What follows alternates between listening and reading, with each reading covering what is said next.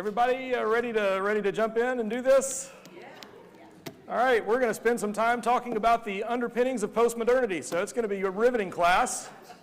Yeah, I'm actually excited about this stuff. Why don't we have a word of prayer as we get going?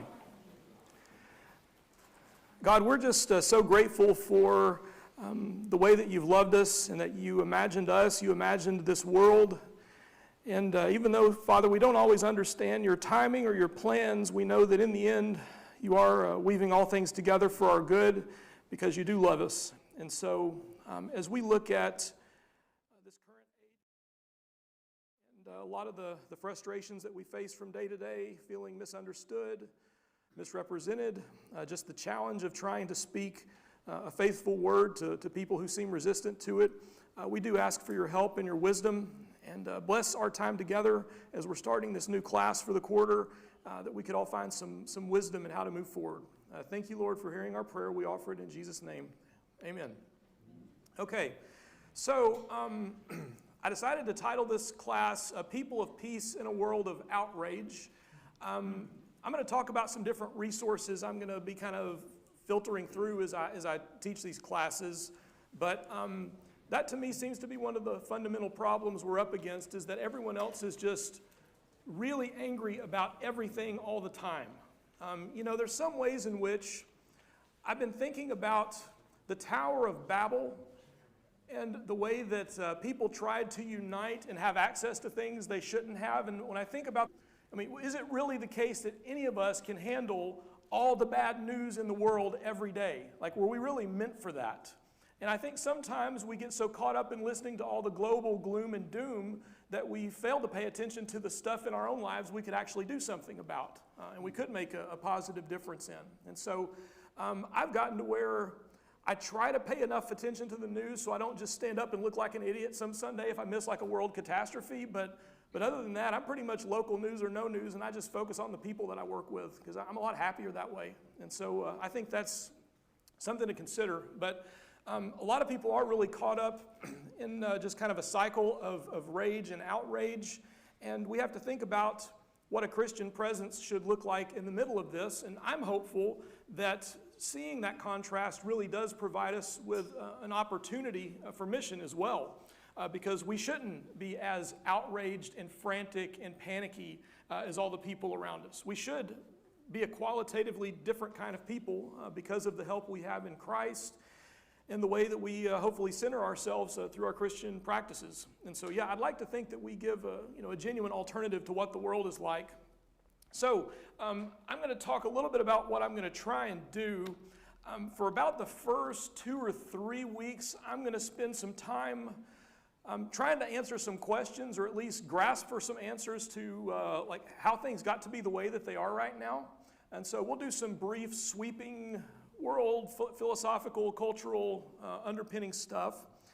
And then I'm going to move more towards points of application. What are some of the specific lies that the world is believing? What are some truths that we should hang our hats on? What does it look like for us to do a lot of these kinds of things well? So as I get started, if you're wanting to do any deeper diving, I'm just going to mention a few resources in case you're someone who wants to do some further reading. So this first class I'm calling Getting to Know Our Secular Age, and I'll probably use these terms some where I might talk about us living in what I would call a post-Christian world. There's the time of Christendom where Christianity is kind of the dominant force, and it may become that way again at some point, but right now we are largely working in a world where everybody feels like they've moved on beyond Christianity, and they don't want to believe that we're that influential or that dominant or that significant. And so to say we're in a post-Christian world doesn't mean I think the church is actually going away, but I think the function of church and culture right now is quite different. And I do think that we've moved into what is largely kind of a secular time period. So some resources to consider. This book by Charles Taylor, he was at McGill University. This is published by Harvard University Press. It has won a zillion awards. This is a 900-page doozy, and it's dense reading. It's actually very interesting. I have not quite finished it. It's one of those books like you want to be able to say you've read it because it's so important. I'm in page 704, right? So I've been working on it. But If you really want to do the deep dive into all the specifics of how the world got to be the way that it is, he's actually a good writer. It's really interesting reading. It's not quick reading, but Charles Taylor is probably, I would say, the most important voice in the most thorough analysis of kind of how the world got to be where it is. And what I'm going to do tonight is to borrow some of the stuff that he's talked about in his analysis. And then there's some other books to consider. So this is kind of funny to me.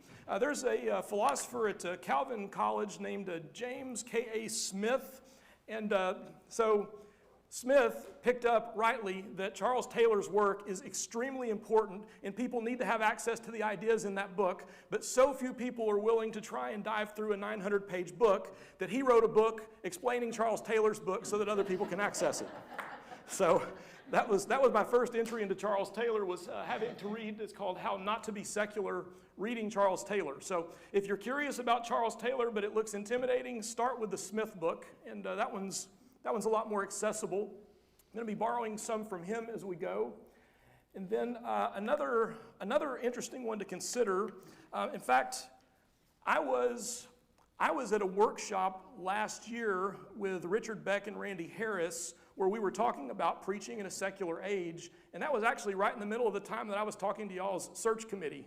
And so while y'all were talking to me, Randy Harris was trying to send me to Bentonville, Arkansas. So, I was kind of looking at two options. So here I am. I hope that's the option that worked out well for y'all. But anyway, Beck has this book called Hunting Magic Eels and Recovering an Enchanted Faith in a Skeptical Age.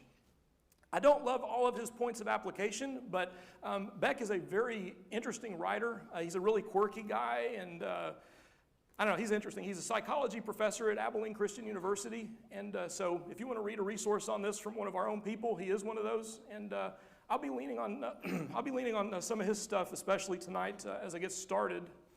And then, once I get going in the course, I'm going to pretty much follow the shape of this book once we get past the underpinnings. And so, if you were to buy a copy of this and read the chapters, you're going to see a lot of overlap in what's here and what I'm talking about. But Ed Stetzer has got a couple of PhDs. He's now at Wheaton College. He was at Lifeway Christian Resources for a long time as like one of their main statistician guys. And he's a very, very bright guy, and I found a lot of his stuff helpful. So this book is Christians in the Age of Outrage, How to Bring Our Best When the World is at its Worst. So that's mostly where I'm going to camp out once we get through the first couple of weeks. But if you want to do further reading, those are some things that I'm kind of flipping through as we go.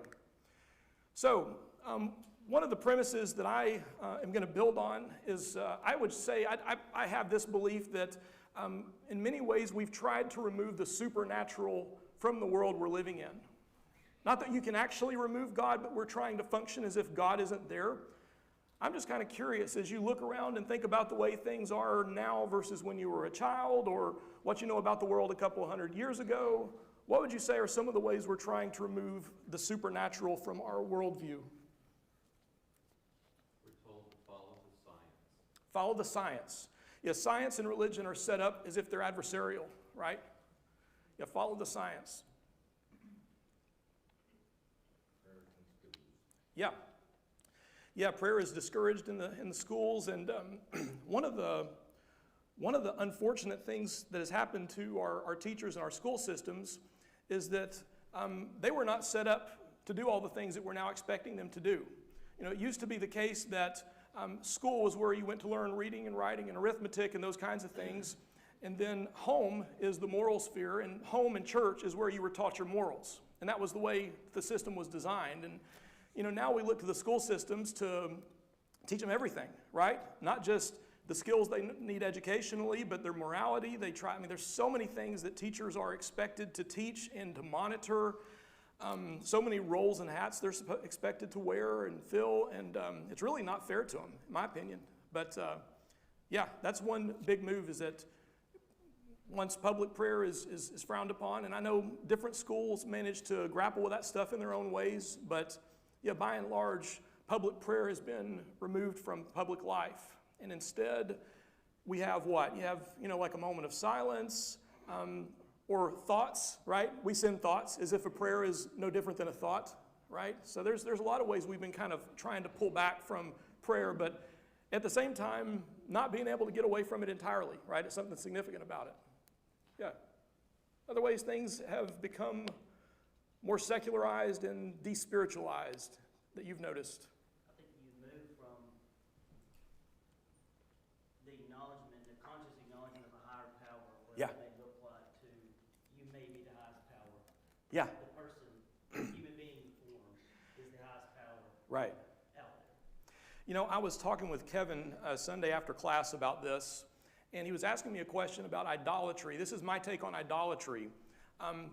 Like, is it the case that sports are an idol? Is it the case that movies are an idol? I actually don't think so. Because when you think about worshiping an idol, the question is who sits on the throne and gets all the worship that you're giving it? I say take a look at your easy chair and ask who the God is in your life, right? Like, I think that we use all kinds of entertainment as a way to treat ourselves as the center of our universe. You know, I don't watch sports because I worship sports. I watch them because I like to be entertained. I don't listen to music because I worship the music. I listen to music because I want myself to feel good and be comfortable. So, yeah, I think we're tempted to kind of make ourselves the center of everything. And certainly in the absence of a higher power, so to speak, I mean, who else are you going to pick? You know, why would you pick someone other than yourself? So, yeah, I think selfishness is a big problem for us that stems from this. Yeah. Most of us don't face existential threats anymore. Yeah. You know, we have our food, we have our warmth, we have, you know, even the poor among us frequently have most of these things. So, you know, you're that easy. Right.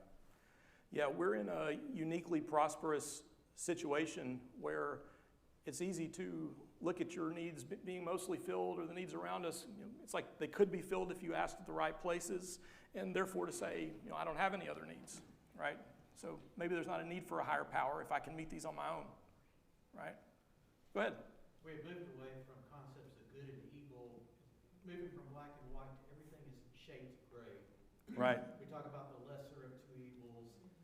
It's a very morally ambiguous world. Yeah, everything's strictly utilitarian. So the end always justifies the means.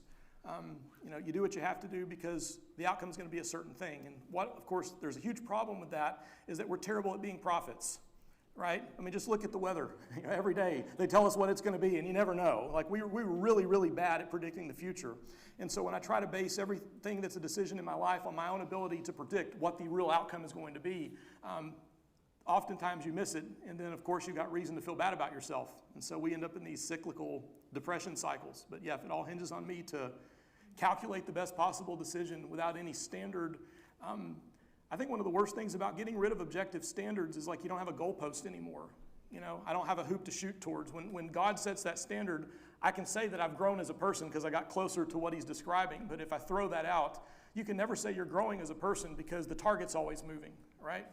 So we really make ourselves, I think, a bit crazy when we don't have any standards that we're living for. So I think there's some really significant unintended consequences of getting rid of objective moral standards. And I think we see a lot of symptoms of that in the people around us. So that's a good one. Thank you. Good. Any other things you think of? Yes? Kind of me generation, like just do what feels good Mhm. and not what is right. Because it's what I want to do, Yeah. how I feel, and not what's Right. Yeah, everything's focused on us. And let's face it, the effect of social media on the world, that's absolutely what it's exacerbating. Because what is your social media? It's only the stuff you want to look at, right? So anytime someone gives you something that's really nice, that's free, it means that you're the thing they're selling, right? So they're selling your clicks. And so they show you the articles that you'll click on, they show you the opinions you're going to like, and you just go down this rabbit hole. But everybody's rabbit hole is its own algorithm, and it's all based around what just keeps driving you towards, you know, this self-preference. But yeah, this me generation, you know, everything's very self-centered. And we have to make a conscious effort to break free of that. And it's hard. Good. All right, let me dive into a couple of things here. One of the premises that I think Taylor really makes the case for is that the world has become what he'd call disenchanted. And what we mean by that is prior to this time period we're living in, belief in God would be the assumed thing, right? Like it was unthinkable to be an atheist 500 years ago. It was just completely unthinkable. And these days, it's almost unthinkable not to be, the way that the culture has shifted. But one of the things we've done is that we have tried to remove anything supernatural from the way we view the world. And so before, everybody believed that there was God. You have Satan at work. You know, you had a supernatural enemy. You had angels that were working to help you. You had demons that were fighting against you. You believed in heaven and hell. You believed there were consequences for your choices, and the things that you do in this life echo into your eternal situation. Then also things like visions and miracles, where people would lean heavily into these kinds of things. You know, you go very far back at all into a lot of Christian writers, and a lot of people have made very significant choices in their lives based on, dreams that they had or weird experiences they had while they were praying. And these were things that were very commonly incorporated into the way people looked at the world. But as the world has become disenchanted, wouldn't you say it's the case that almost that entire list, the way you're expected to function publicly is as if all those things don't exist, right? You can't bind any of that on anybody, is kind of the public stance now. So the world has kind of become disenchanted. So anything that seems like supernatural, we have tried to systematically move out of anything that we're considering. I don't know if you can see any of this. I'll read it for you. I'm pulling this image from the Smith summary of Taylor's book. But they're what they would call the porous self and the buffered self. So when we're talking about porous, you think about sponges, right? A sponge is porous, which means that things can enter it and move through it. And previously, when people thought about themselves, we tended to view ourselves as porous things. So what that means is the human agent is seen as porous.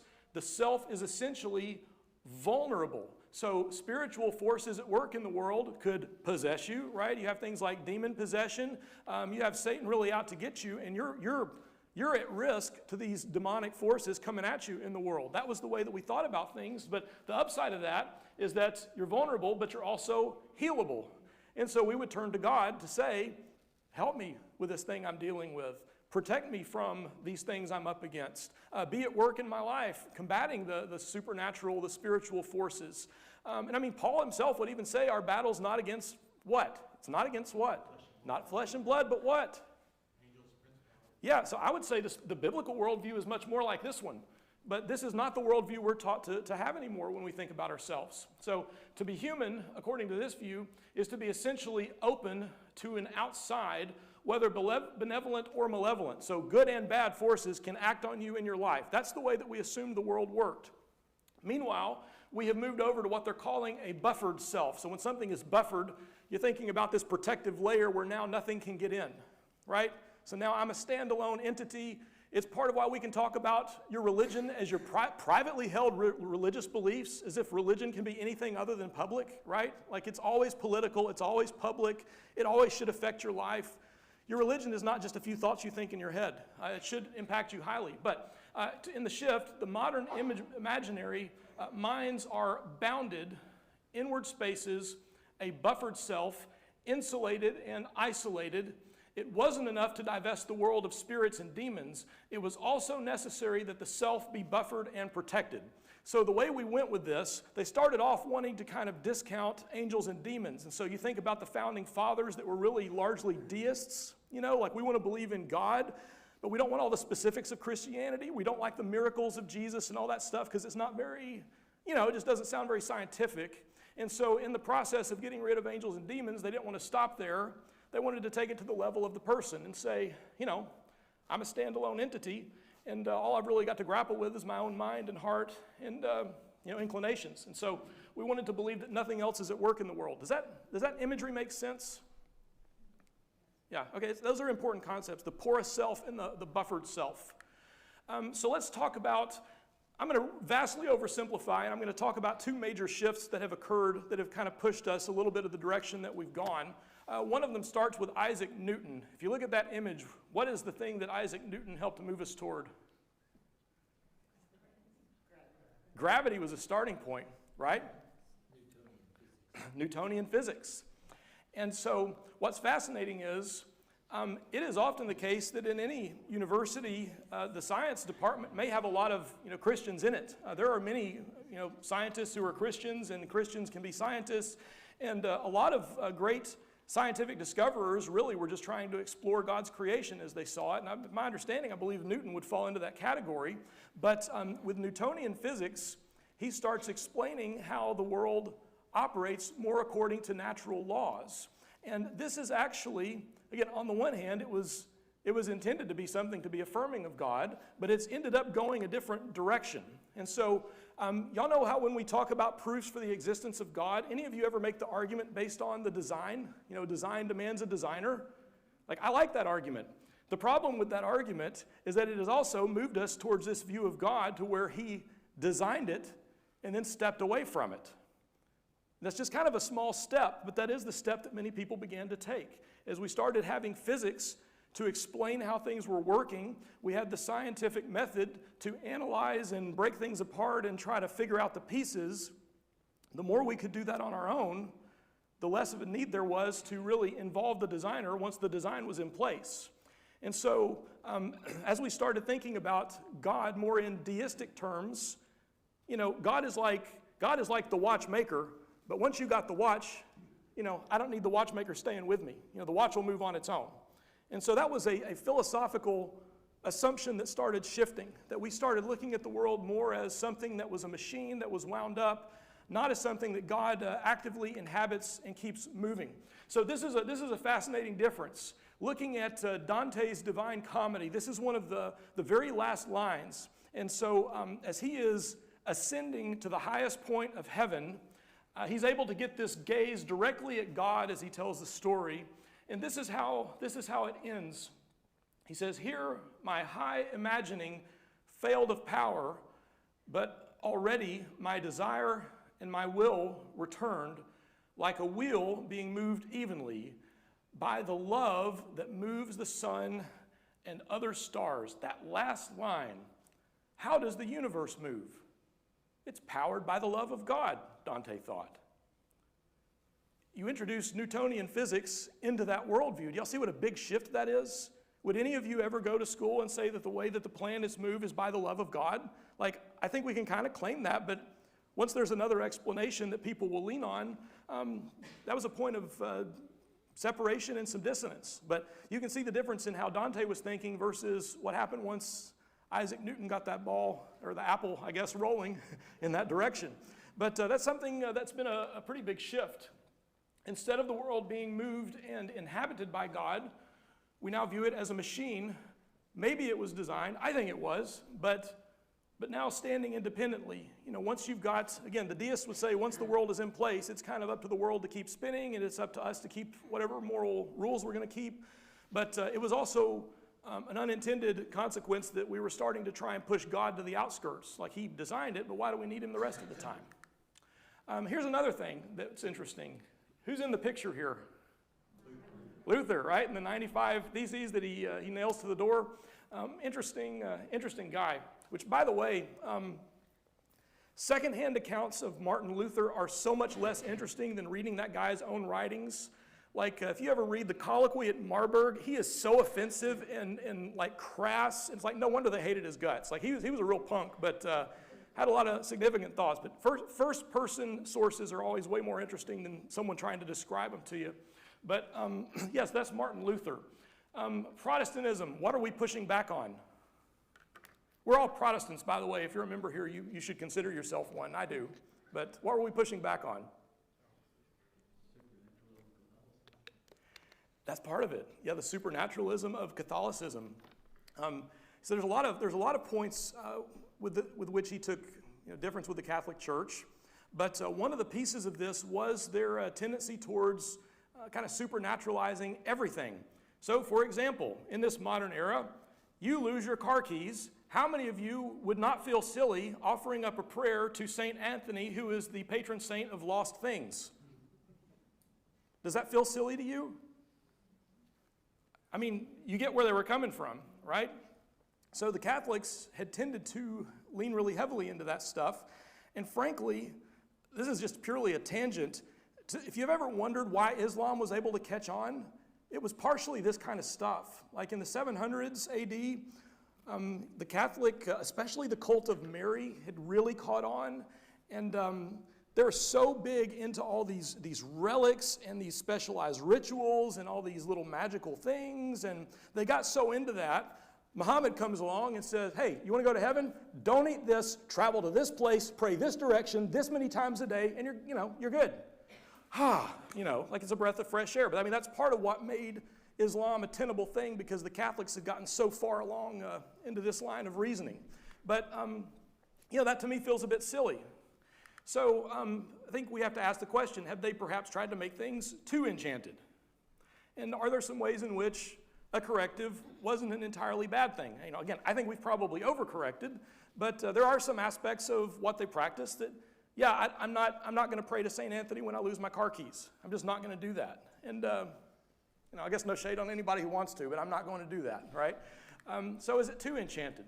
Now, another side of this is that when you think about worship spaces, the high church traditions, it's often the case that their buildings stay unlocked most days. Why is that? Why would they leave their buildings unlocked? It's a place to go. You're right. To see God. Right. Yeah, so one of the things that they've done, and we can all have our opinions on whether it's better to go plain Jane or really decorative and ornate, but one of the things I think it's hard to argue with is that when you go into a place like this, I think this one's in Portugal, and that's, I think, 600 pounds worth of gold dust, decorating a lot of that. When you go to a place like that, doesn't it feel transcendent? Like you can sit there and it's easy to put yourself in a mindset to be worshipful, to think about the stories of your faith, because a lot of them are illustrated around the walls. There's some aspects of doing things that are aesthetically beautiful that are quite beneficial. In churches of Christ, I have my opinion. What is it that we do that is aesthetically beautiful? It hasn't typically been our church buildings. Tusculum has a nice building, but it hasn't typically been that, right? What's something we do that's aesthetically beautiful? It's been our singing. It's our singing, right? Singing's really precious to us, and I would argue maybe one of the only things we've consistently done that we're trying to make really beautiful and, transcendent feeling, that when it's going really strongly and really well, it's easier to kind of connect your soul to something different. The Celtics have what they would call thin spaces, where certain places you can go and it just feels like the dividing line between heaven and earth is a little thinner, right? It feels like God is especially close and heaven is especially close. So I would say on the one hand, there's some aspects in which I think they went too far, and I don't know that that's the auditorium I would want either, but there is something to be said for trying to create a sense of transcendence when people come to worship with us, that we do want to have an authentic connection with God. This Sunday, we're getting ready to do several things, one of which is a ministry fair that Will's been working really hard on, and I'm going to invite a focus group of a lot of our younger members that I've been working with for several months to try and share some of the things we've been looking at and learning about. But it's worth noting that, interestingly, some of the churches that are especially succeeding right now with younger people pay a lot of attention to aesthetics, that younger people are kind of seeking something that is transcendent feeling. And so a lot of high churches have had some success, and it doesn't make sense to us because, right now the trend is to go all coffee shop with your church, and I'm a big fan of good coffee. But they've already got coffee shops. They need something that feels like it's beyond this world. And so it's worth thinking about how we can do aesthetic things very well. So we have shifted from a primarily mystical view of Christianity to a primarily moral view of Christianity. This is one of the things that came along, especially with the Methodists and Pietism. This was a big shift where they kind of moved away from a lot of the rituals and said our faith should be more about doing the right kinds of things. So, if we were to talk about all the things you ought to do or ought not to do if you're a Christian, here's kind of a quick laundry list that I bet you've seen before, right? So if you're a Christian now, you probably don't cuss, don't drink, don't do drugs, don't smoke, no premarital sex, don't watch R-rated movies, not real big on dancing. What about worldly music, modest dressing, and then depending on what church you're at, maybe stay away from Harry Potter, right? But, we've started... You can blame Augustine of Hippo for this, but we've really kind of defined a lot of morality mostly as what happens below the belt. Like y'all would get mad if I started harping on gluttony one Sunday, right? Because we're all guilty of it, right? But you can go after the sexual sins anytime. We've kind of categorized which sins are worse than other sins, but there's a lot of this stuff that you're expected just to either do or not do. And I could make a separate list, of course, of all the things you're expected to always do and check off. But we're thinking about what does it actually mean to be a Christian, and is it just kind of a moral checklist? Because pietism started moving it that direction. I would also say that I do think social justice is a deeply biblical idea. If you don't think so, you need to read the Old Testament prophets. I mean, it's a huge theme throughout Scripture, being compassionate towards the poor, speaking up for people who are vulnerable. James talks about this with widows and orphans.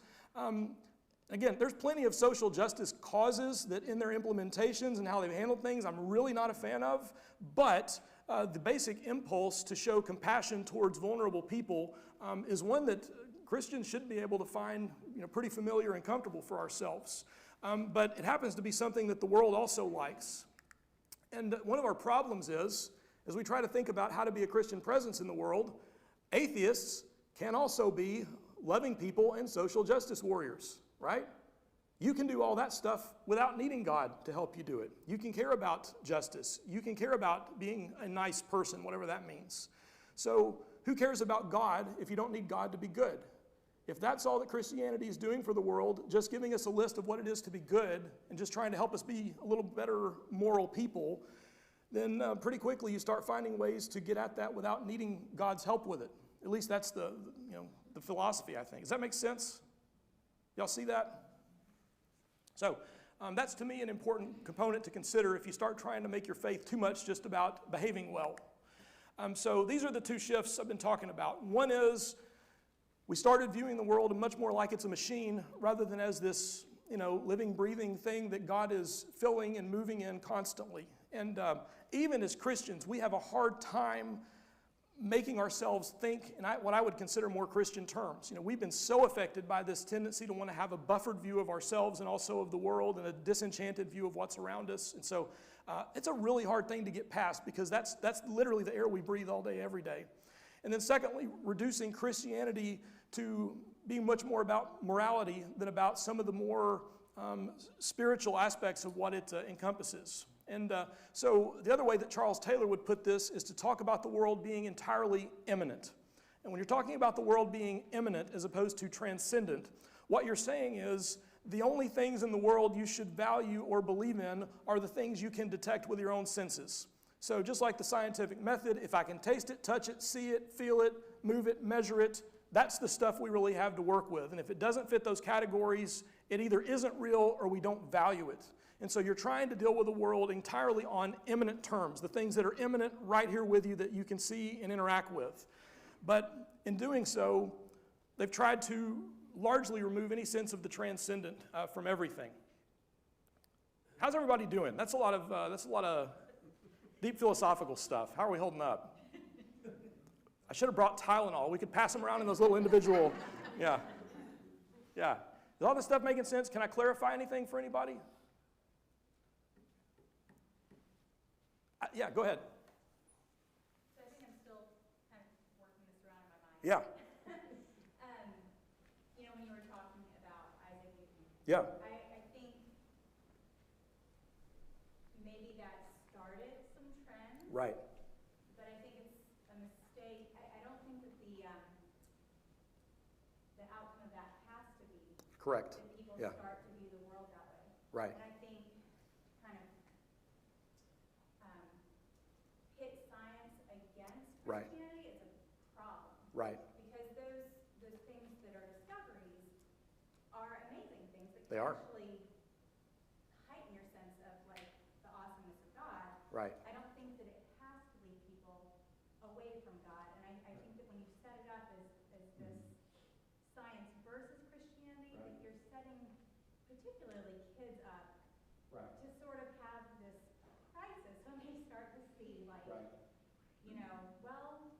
I can see this on one hand, that's proved through the scientific method or whatever, or Brother Gillen, we were saying proof, because you can't prove. You can only disprove hypotheses. Right. But, I think it doesn't have to be that conflict. You can choose to go a different route with that or to view it differently. Yeah, I agree completely. And there's the tendency to try and set religion and science up on these antithetical terms. And you're right. I think where I've kind of landed most of the time is I think we have to kind of appreciate the value of staying in our lanes. So like the stuff that the scientific method is good at, it's really, really, really good at. And like when we were doing our lift classes and someone was asking something we're thankful for, I'm thankful for modern medicine. A few years ago, my mother had this weird cartilage cancer in her shoulder, and all of a sudden her shoulder was broken, even though she'd never fallen down or had an impact, but it was like the ball and socket joint. There was a tumor in there, and it broke her shoulder is how they found it. But like 3 or 4 years before, this is like 2012 when she got it, 3 or 4 years before, my mom would have just had her arm amputated. But they were able to do this experimental surgery, and a bunch of people over there at Vandy, and students hovered around to watch it. But she doesn't have full movement of her arm, but they saved her arm, and she never had to do chemo or radiation, and she's been cancer-free ever since. That's a huge blessing. So I would thoroughly affirm, we don't need these two to be set up as enemies. But I do think sometimes it's beneficial for both those of us in religious fields and scientific fields to acknowledge the limits of what our fields are good at. And so, I try to be respectful of that in terms of, approaching things like medicine and engineering and all that stuff. But I think religion is uniquely good at dealing with questions of why, right? Like the deeper meaning. Why should you do any of the things that you do? What is the real purpose in trying to be a good person? I think we've got different things we speak to especially well. But thank you for bringing that up, because you're right. It's easy to kind of set them up as antithetical, and they don't have to be at all. Yeah, great point. Thank you. Oh, trying not to knock things down over here. Watch where I'm going. All right, so let's talk about a couple of problems that can arise for people who are trying to live in the world as if it's a secular way. We were kind of talking about this one earlier, Derek. Is being true to yourself a sufficient North Star toward which you ought to point your life? I mean, really, if you think about that, if you always just follow your heart or whatever they say, how many times has that worked out badly for y'all? My heart's an idiot, I'll be honest, right? So this thing about just be true to yourself, like yourself changes all the time. Like we're in a constant state of change. I'm not the same person I was 5 years ago. I would imagine most of you aren't either. Life circumstances change you radically. And not that you don't love yourself, because God teaches us to love ourselves, but my highest goal and highest good can't just be following whatever it is that Mark Adams seems to have a hankering for right now. There's a lot of ways that can go badly. Scripture has a lot to say about the dangers of just, all the Romans 1 stuff. If you just chase after whatever your appetites are, we have appetites for all kinds of things. If we just chase after our appetites, we kind of become the victims of our own indulgences. And so, I think that's a big problem for taking a completely secular worldview, is that when you don't have anything above yourself to live for, you yourself really aren't that much to live for either. Right? It needs more. It's got to be about more than just me. Go ahead, Will. It also assaults truth. Yeah. It's being true to yourself, and then you go, well, who's truth? Right. Yeah, who's truth, and what does that even mean? Good.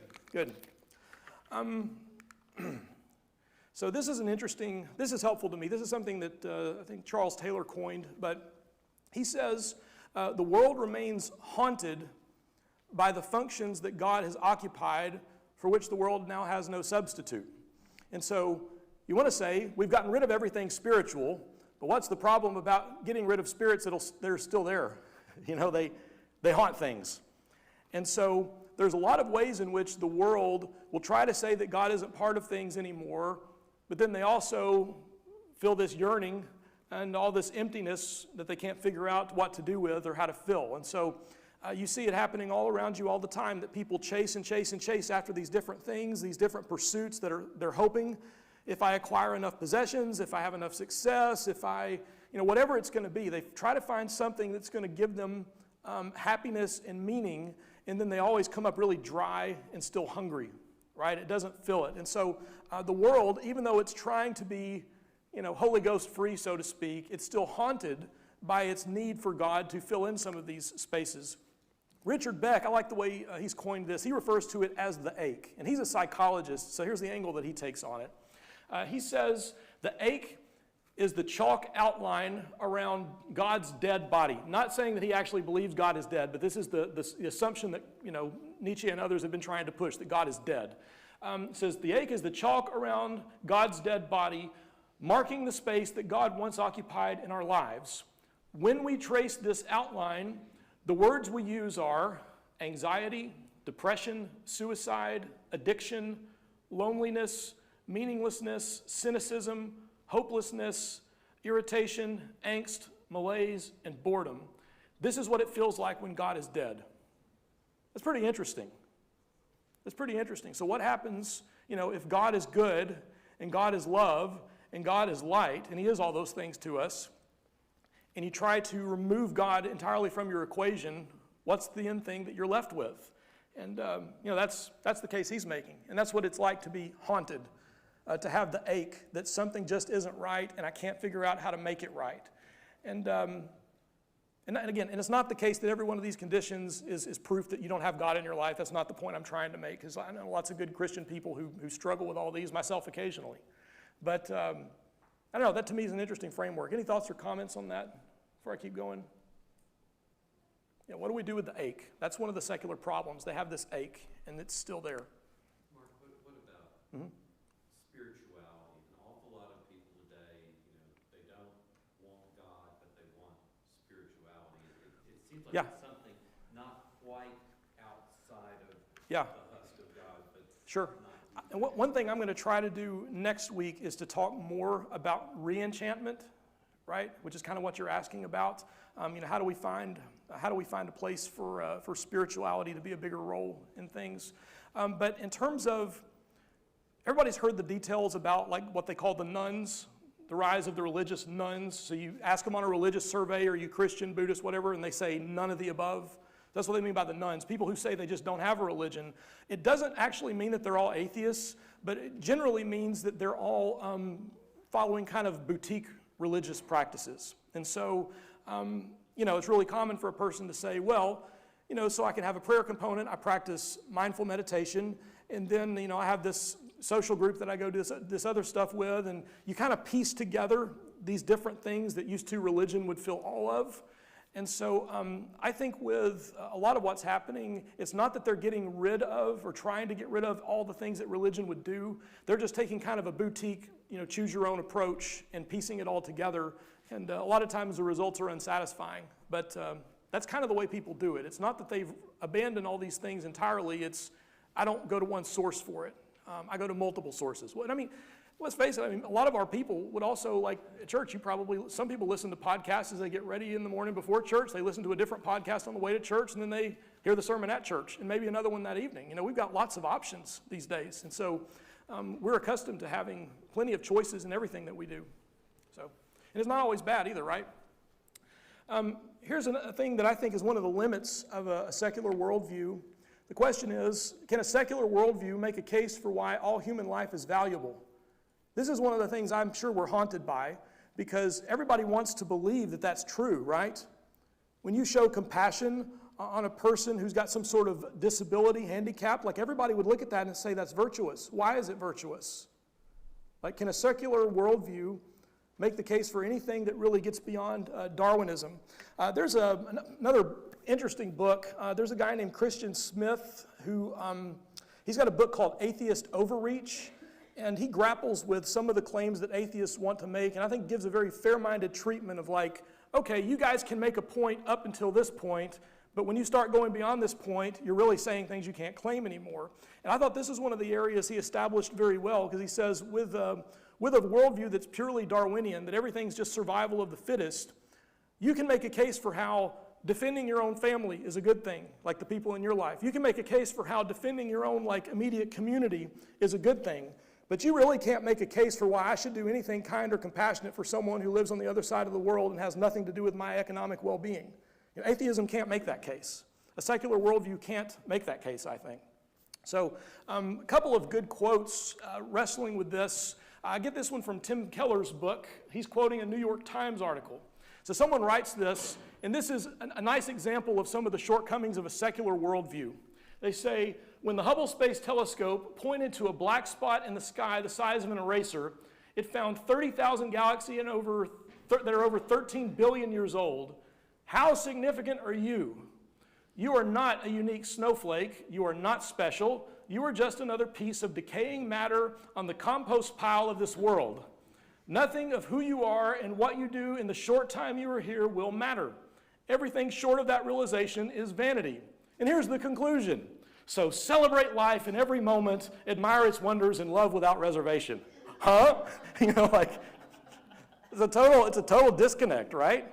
So they want really bad to give you some sort of inspiring moral vision, but like, wouldn't y'all say, like, if this is a blanket we're weaving of, like, wouldn't you say there's more holes than there is fabric, right? Like, there's not any connection point for these. Someone else has kind of satirized it this way: man descended from apes, therefore love one another.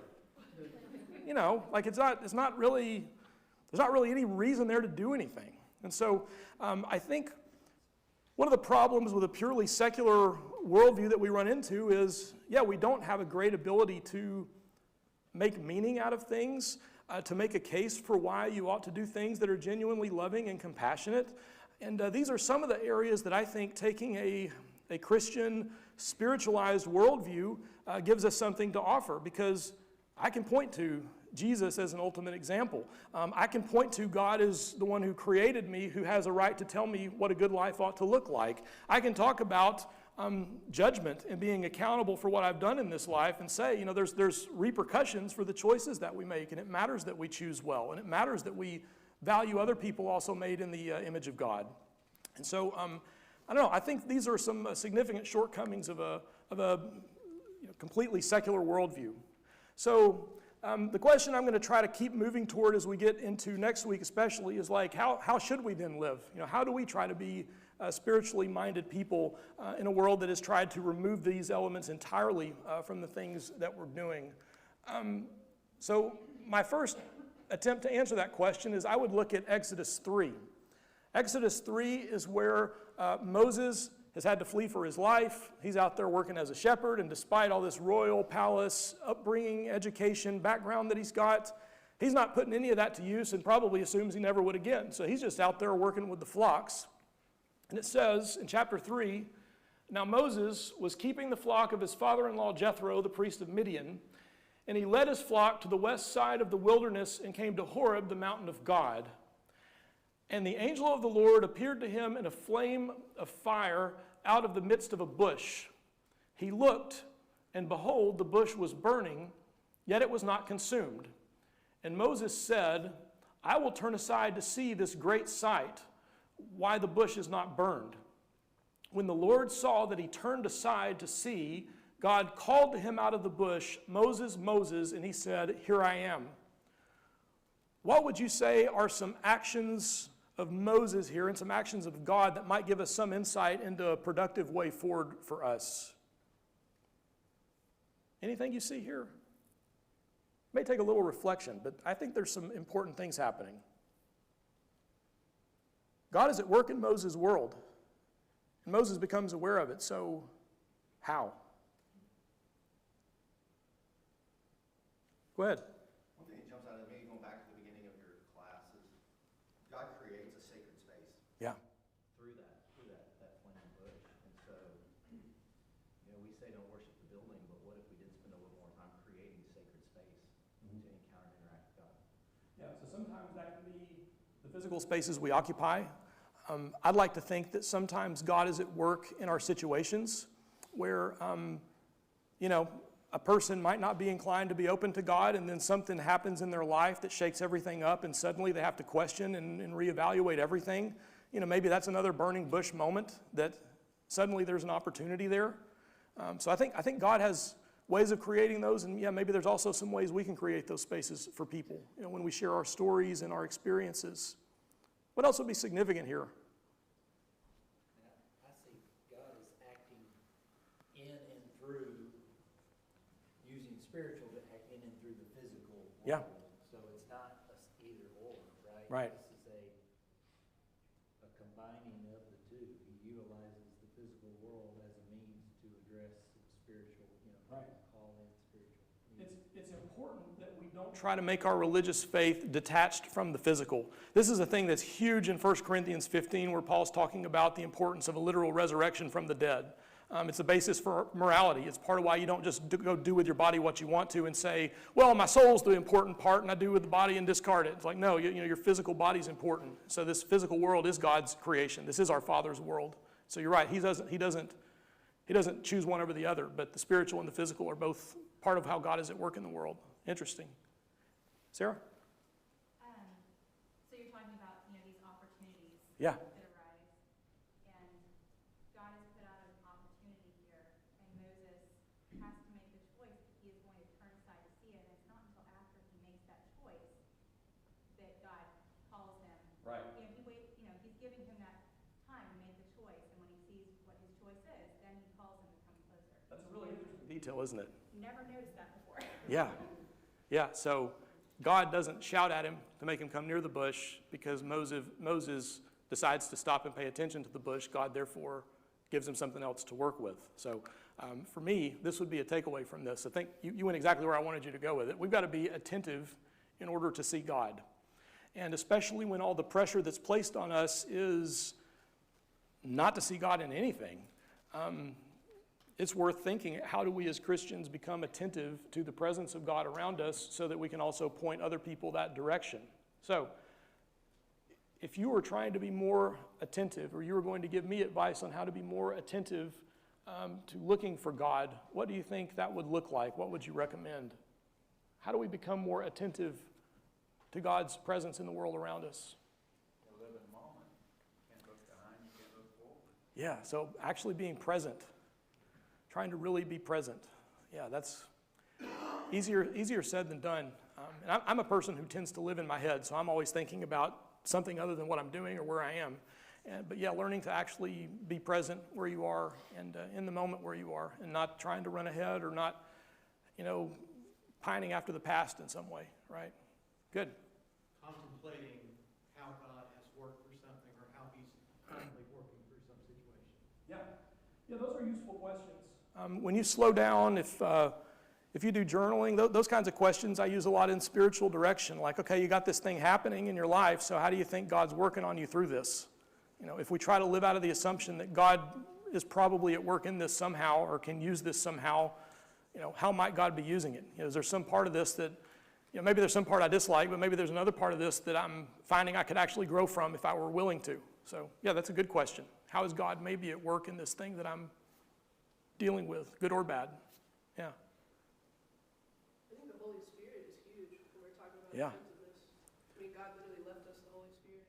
Right. So paying attention to how the Spirit's moving through any given situation Right. is really important. It is. Yeah, that's certainly huge in the book of Acts, right? The church isn't really leading the way on mission. The Spirit's leading the way on mission, and the church is trying to keep up. Yeah. And so, prayer and the Spirit are huge. Will? I'm a big fan of Lawrence and his Brother Lawrence? presence of God. So Yeah. we do believe that God is in our presence, is acknowledging the presence of God around us and truly allowing that to make our decisions and drive our decision making. Yeah. So it's not always the case that I need a burning bush moment, right? It doesn't have to be a burning bush that I can be attentive to. Will's referencing a book by Brother Lawrence. Actually, Brother Lawrence didn't have enough hubris to write a book. He's a really humble guy, but they've collected some of his writings. What was he, 1800s? This French, late 1700s French monk. But something I appreciate about Brother Lawrence, the book is The Practice of the Presence of God. And to me, his approach is really useful for overcommitted people because he would rethink all the stuff he had to do anyway and try to imagine it as a spiritual discipline. So, as I'm sweeping the floor, he's working like a cook in a monastery. So he's like, while I'm sweeping the floor, I think about trying to remove corruption and sin from my life and areas that I could do that. And as I'm washing the dishes, I remember the day of my baptism and what it meant to be cleansed by Jesus. Like he found a way to take absolutely everything he did and invite kind of a God angle into it, and became a really deep and impactful person, but not because he went to a great seminary, but because he always invited God into the moments and the spaces where he lived. I think that's a good word because it's not just a burning bush that can shape us. It can also be the kitchen sink if we're open to it. Yeah. Good. Go ahead.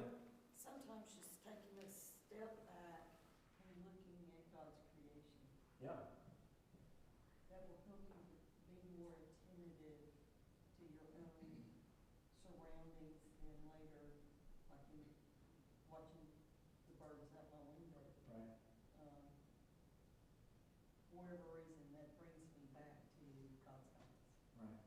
Yeah, I know I could do a show of hands. I would imagine many of us have an easier time feeling connected to God, feeling greater peace, a lot of things when we spend time in nature. You know, if you're having a bad day, just to get out and go for a walk and breathe fresh air, something about that, it does work, right? Yeah, that's good. Yeah, so paying attention to the creation because it also points us to the Creator. Yeah, the heavens declare the glories of God, right? Yeah, good. Other thoughts, comments on this? Go ahead, Earl. One of the things look at this is actually what kind of relationship do we have with God? More relationship other than just seeing do's and don'ts. That you compare it to marriage. Yep. That we're actually married to God. And one of the easiest ways to end a marriage is just not be attentive to the spouse. Yep. And if we're not attentive to what God wants us to do, to see, then it's easy to get out of that relationship. Yeah. You're doing a good job of illustrating the problem of taking a view of religion that is just pure pietism, that it's just a matter of obeying the rules well. Because you're right, yeah, if God is someone that I love dearly and walk with constantly, it's not just that I want to keep the rules well, it's like I don't want to hurt someone that I love, right? That's good. Thank you for sharing that. Really good. All right, yes? I've got one more I may want to quit. I was going back to you using the word supernatural at the beginning of class. Yeah. And sometimes it's just accepting the supernatural. For example, things have happened in our lives that the only rational way that happened was God. It was like there wasn't enough science or timing or coincidence. And it has to be God. There's no other answer to this solution. Right. You know, to check on. Yeah. And it's just sometimes it's accepting the supernatural. Right.